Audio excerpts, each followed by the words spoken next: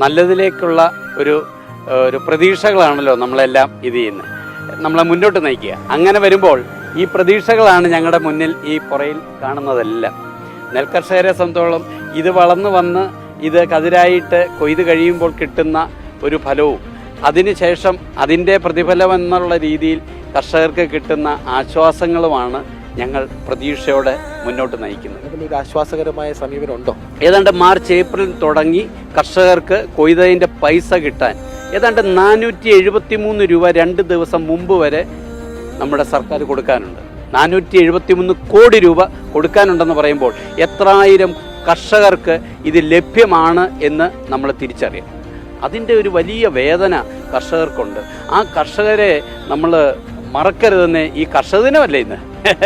അങ്ങനെ ഒരു കർഷക ദിനമായ ഇന്ന് കർഷകരെ ആദരിക്കുന്ന ഒരു ദിനമാണെന്ന് പറയുന്ന നമ്മുടെ സർക്കാർ അവരെ കിട്ടാനുള്ള അവരുടെ പ്രതിഫലം അവരൊരു ഉൽപ്പന്നം കൊടുത്തിട്ടാണ്, അല്ലാതെ കടവല്ല ചോദിക്കുന്നത്. ആ ഉൽപ്പന്നം കൊടുത്തിട്ട് പോലും ബാങ്കിൽ നിന്ന് തരുന്നത് ലോണാണ്.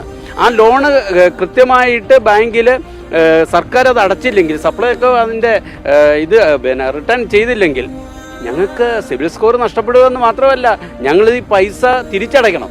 വളരെ വേദനയാണ് കാര്യങ്ങളിൽ.